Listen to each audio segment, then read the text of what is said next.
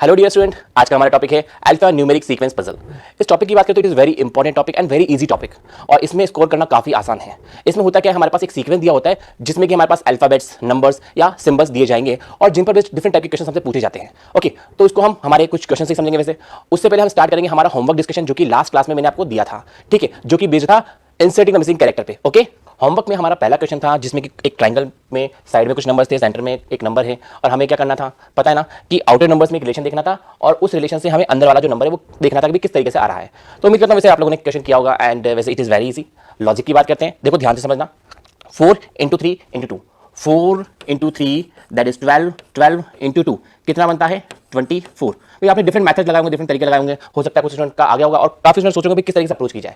ठीक है, तो जैसे ये 24 आया, ठीक, 24 में से अगर मैं -6 करूंगा तो क्या आएगा 18, मतलब कुछ ज्यादा ही डिफरेंट लॉजिक है। अब -6 कहां से आया, मैंने कहा ना कि यहां पर कुछ भी डिफरेंट लॉजिक लगाए जा सकते हैं, बस हमें ये चीज ध्यान रखनी है कि जो लॉजिक हमने फर्स्ट में लगाया वही सेम लॉजिक हमें सेकंड में लगाना है और वही सेम लॉजिक लगा के थर्ड से हमें आंसर निकालना है। तो चेक करते हैं, 6 1 जा 6 एंड 6 2 जा 12, तो क्या आया 12, 12 -6, 12 -6 इट इज 6, जो कि सेंटर में लिखा हुआ है। तो क्लियरली अब हम हमारा जो आंसर है वो कैलकुलेट कर सकते हैं। देखिए जरा, 5 2 जा 10, 10 into 3, 10 into 3 that is 30 and 30 -6, 30 -6 कितना आता है 24। So the correct answer is here 24। Check करें option, yes option 3 is here correct answer. Clear है। फिर बात करते हैं हम हमारे होमवर्क 2 की। होमवर्क 2 ग्रिड का था, 3x3 की ग्रिड, ठीक है, एंड 6 11 25 8 6 16 एंड 12 5 क्वेश्चन मार्क। अब क्या आंसर है भाई, डिफरेंट टाइप के रिलेशन आप लगाए होंगे, ठीक है। Answer is here option 2 that is 16। भाई कैसे, देखिए जरा कैसे, ध्यान से समझना। यहाँ पे जो लॉजिक लग रहा है वो रो में लग रहा है, और जैसे कि मैंने कहा था रो में भी लग सकता है, कॉलम में भी लग सकता है, यहाँ पे रो में लग रहा है। रो में किस तरीके से, मुझे सोचना है कि 6 11 से 25 कैसे बनाया जाए, या 6 11 25 में ऐसा क्या रिलेशन है, ठीक है। तो देखिए 11 का अगर मैं डबल कर दूं तो कितना बनता है 22, 6 का हाफ कर दूं तो कितना आएगा 3, नाउ 22 + 3 25, है ना डिफरेंट लॉजिक, ठीक है। सेम हम यहाँ पे सेकंड रो में अप्लाई करेंगे। 6 का डबल, 6 का डबल आता है 12 एंड 8 का हाफ, 8 का हाफ आ जाएगा, 8 का हाफ आ जाएगा 4 एंड 12 + 4 कितना बना 16, ठीक है। एंड थर्ड की बात कर लेते हैं, 5 का डबल, 5 का डबल आ जाता है 10 और 12 का हाफ, 12 का हाफ कितना आ जाएगा 6। Now 10 + 6 16 is the correct answer here, जो कि मैंने आपसे कहा था ऑप्शन 2। अब से कई बार बच्चे पता यू भी कर लेते हैं कि है ना, this one is 25 is square number, 16 is square number, तो 6 यहाँ पर अगर ऑप्शन में बात की जाए तो 16 only square number. But logic जरूर लगाना है, इस चीज का ध्यान रखना है। क्लियर, इस तरीके से कोई अप्रोच नहीं लगानी है, जो कि मैं आपको प्रीवियस समझाता ही आया हूँ। क्लियर है। नाउ मूव करते हैं हम हमारे होमवर्क 3 पर। होमवर्क 3 में हमारे पास सर्कल, सर्कल में साइड में कुछ नंबर्स थे एंड सेंटर में एक नंबर। अब उस टाइम जैसे मैंने कहा था कि ना ये तो हो गया होगा, इट इज वेरी इजी, क्योंकि ये देखते कुछ एक अप्रोच लगती है। क्या लगती है, जैसे जो आउटर नंबर है 1 8 64 एंड 27, ये सब क्या है, ये सब किसी ना किसी नंबर के क्यूब है, राइट। जैसे कि अगर 1 की बात की जाए तो 1 किसका क्यूब है 1 का। अच्छा 8 किसका क्यूब है 2 का, that is 2 cube is 8, right ना। Here 64 is 4 cube, 27 is 3 cube. अब जैसे कि थोड़ा सा अगर ऑब्जर्व करें कि यार ये हमारे पास जो क्यूब नंबर है वो 1 2 3 4 के हैं, तो इनसे कोई रिलेशन बन रहा है क्या, यस एक रिलेशन बन रहा है। क्या, इनका सम 1 + 2 + 4 + 3, सो 1 + 2 3, 3 + 3 6, 6 + 4 10, क्या आया सेंटर वाला नंबर। सेम लॉजिक हम सेकंड में अप्लाई करते चलो, क्योंकि सेकंड में भी क्यूब नंबर ही दिखने में, थर्ड में भी क्यूब नंबर दिखने, तो सिंपल सी बात है, आंसर तो उसी से आना है। अच्छा ठीक है, this one is 2 cube, this one is 5 cube, 2 1 6 किसका क्यूब होता है 6 का क्यूब, एंड 1 तो 1 का क्यूब ही रहेगा, 1 ही आएगा।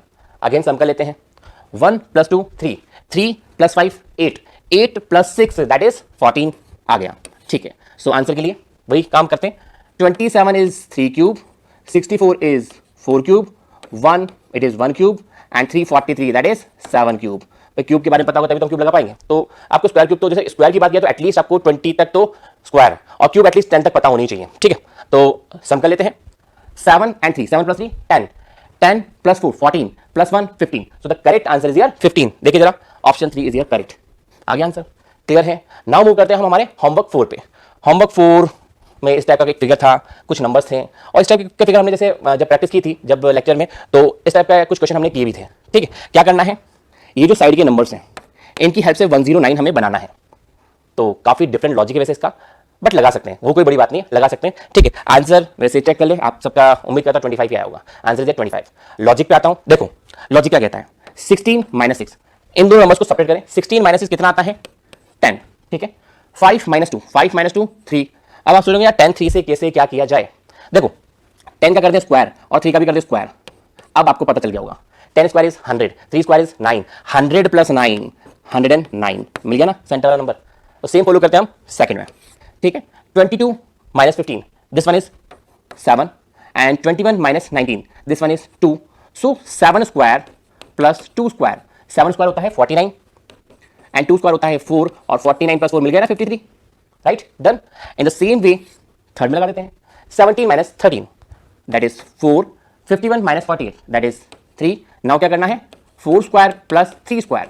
So 4 square is 16, 3 square is 9 and 16 plus 9 25. Okay, so answer is 25, that is option 2 जो मैंने आपसे कहा. क्लियर है? तो आपने देखा कितने डिफरेंट लॉजिक लगते हैं और मैंने आपको कहा ही था क्या करना है इस टॉपिक में, स्पेशली प्रैक्टिस. जितना प्रैक्टिस करेंगे उतना ही कम है, तो प्रैक्टिस जरूर करें. ओके, नाउ आगे मूव करते हैं हम हमारे नेक्स्ट आज के टॉपिक पर, that is alpha numeric sequence puzzle. Okay, alpha numeric sequence puzzle की बात की जाए, मैंने आपको क्या कहा था, इसमें आपके पास सीक्वेंस होगा, ठीक है, एक जंबल सीक्वेंस होगा जिसमें कि हमारे पास में लेटर्स दिए जाएंगे, नंबर्स दिए जाएंगे एंड सिंबल्स दिए जाएंगे एंड उन पर बेस्ड कुछ डिफरेंट टाइप के क्वेश्चन आपसे पूछे जा सकते हैं. ठीक है, जैसे कि एक सीक्वेंस की बात करते हैं, एक एग्जांपल ही लेते हैं, लाइक दिस वन. यहां पर हमें दिख रहे हैं कुछ लेटर्स, कुछ सिंबल्स, कुछ नंबर्स. तो this sequence is called alpha numeric sequence. Done. ठीक है, अब जैसे कि बात की जाए कि यार अल्फा न्यूमेरिक सीक्वेंस पर कुछ फिक्स टाइप के क्वेश्चन भी बनते हैं कि हाँ भाई ये टाइप क्वेश्चन तो पूछे जाते हैं, तो उन टाइप्स की बात कर लेता हूं मैं यहाँ पे. सो टाइप ऑफ क्वेश्चन में फर्स्ट टाइप की जैसे बात की जाए तो यहां पर आता है टू फाइंड एलिमेंट्स, एलिमेंट जिसमें होते हैं लेटर्स, नंबर्स और symbols satisfying certain condition in the given sequence. अब जैसे कि आपने नंबर टेस्ट में क्वेश्चन किए होंगे जिसमें कि क्या दिया था कि आपके पास ऐसे कितने इवन नंबर है जिनसे पहले ऑड नंबर आ रहे हो या जिनके बाद में इवन नंबर आ रहे हो, इस टाइप कंडीशन. तो इसमें भी ऐसे क्वेश्चन बनते हैं टाइप फर्स्ट में, जैसे कि ये सीक्वेंस है, इसमें पूछ लिया जाए ऐसे कितने सिंबल है जिनसे पहले लेटर है और बाद में नंबर है. तो इस टाइप क्वेश्चन जो होते हैं वो आते हैं हमारे टाइप फर्स्ट में. बात करते हैं हम यहाँ पे टाइप सेकंड की.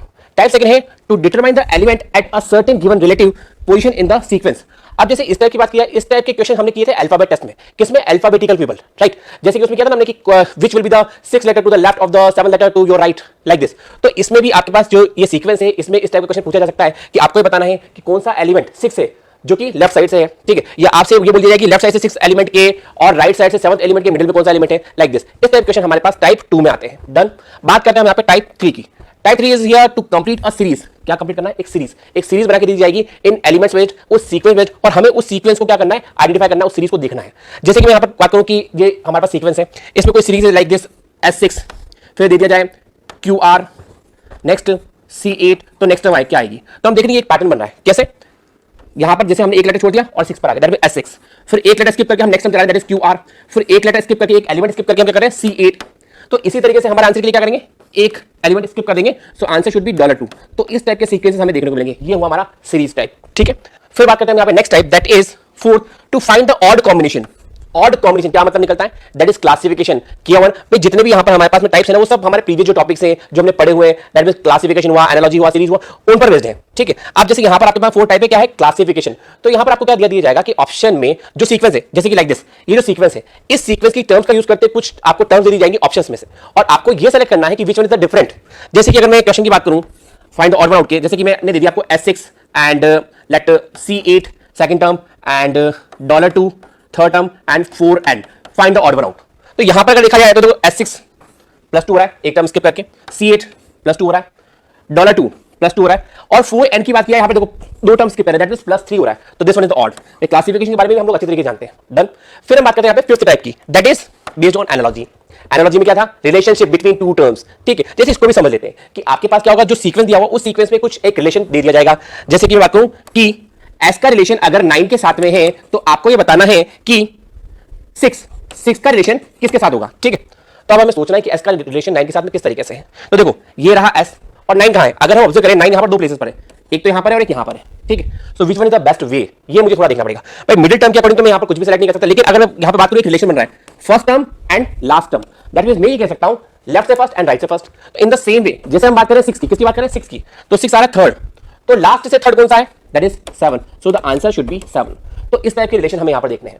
मेरा पॉइंट समझ में आया, तो क्लियर है. तो ये जो हमारे पास देयर 5 टाइप्स, तो इनके यूज जो हम डिफरेंट क्वेश्चंस में करेंगे. तो हम स्टार्ट करते हैं हमारे क्वेश्चन से. ओके, सो हमारा फर्स्ट एग्जांपल है यहां पर, जैसे कि मैंने आपसे कहा था study the following digit letter sequence carefully. यहां पर हमारे पास डिजिट और लेटर दिए गए, सिंबल्स नहीं है, and answer the questions given below. Sequence की बात कर लेते हैं. सीक्वेंस आप लोग भी लिख ले, आगे हम डिफरेंट क्वेश्चंस करेंगे इस सीक्वेंस पे based. Right, E K M 3 P 5 7 R T V Z 9 D I F Q X 4 6 G H I 2 8 and W. ठीक है, अब जैसे इस सीक्वेंस पर बेस्ड अभी हमसे जो क्वेश्चन पूछा गया है कि which of the following letter और number will be 7 to the left of the 16th letter number from the left end. अब लेफ्ट एंड राइट हैंड सभी बच्चे जानते हैं, क्योंकि स्टार्टिंग से हमने काफी, जैसे अल्फाबेट टेस्ट की बात की जाए या रैंकिंग की बात की जाए, उसमें भी हमने सारा किया था. ठीक ना, तो this one is left and here this direction, मतलब यहां से हम चलेंगे राइट. राइट साइड से, ठीक है।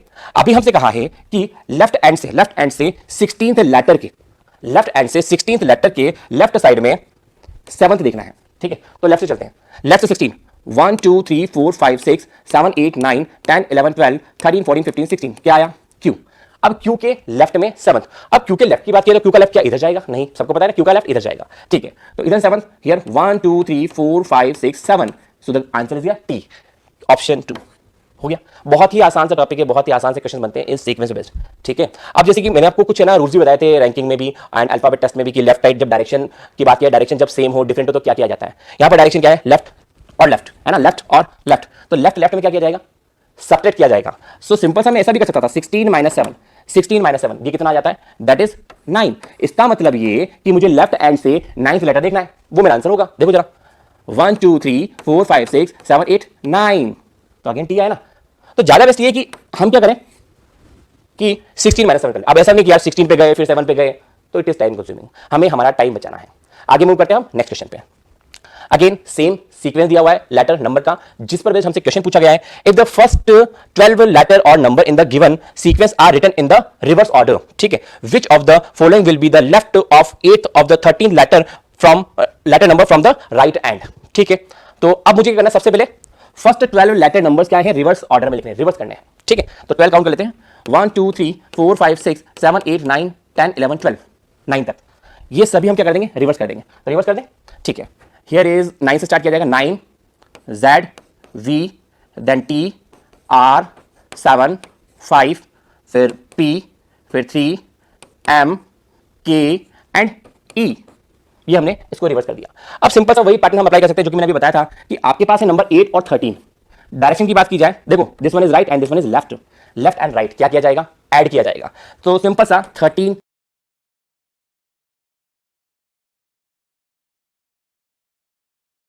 प्लस 8 कितना आता है? This one is 21। अच्छा 21 कहां से? From the right and, from the right and. So this one is left and this one is right. So right and से मुझे 21st लेटर देखना है, ठीक है। तो देखिए जरा, 1 2 3 4 5 6 7 8 9 10 11 12 13, 13 के बाद में दिस वन इज 14 15 16 17 18 19 20 21, क्या आया? R. So the correct answer is R, option 3। अब अगेन एक और चीज समझना, इसको रिवर्स में लिखने की जरूरत नहीं थी। एक तरीके से वो किया जा सकता था कि हम मान लेंगे रिवर्स हो गया, तो देखो 21st देखना ना फ्रॉम द राइट एंड। सो 1 2 3 4 5 6 7 8 9 10 11 12 13, 13 के बाद में रिवर्स इधर से ना 14 15 16 17 18 19 20 21। तो हमें ये देखना है कि हम क्वेश्चन को जल्दी कैसे करें, तो ऐसे हो जाएगा ना, तो मुझे रिवर्स लिखने की जरूरत नहीं पड़ी। क्लियर है? ओके, नाउ मूव करते हैं हम नेक्स्ट क्वेश्चन पे। Next question again same sequence and question is this, which of the following is exactly in the middle between the 7th letter number from the left hand and the 9th letter number from the right hand of the given sequence, ठीक है। तो चलो देखते हैं कि हमें देखना सबसे पहले 7th letter from the letter number from the left hand। तो left hand this one, right hand this one, ठीक। 7 देखते हैं, 1 2 3 4 5 6 7, तो ये तो 7 ही आ गया, ठीक है।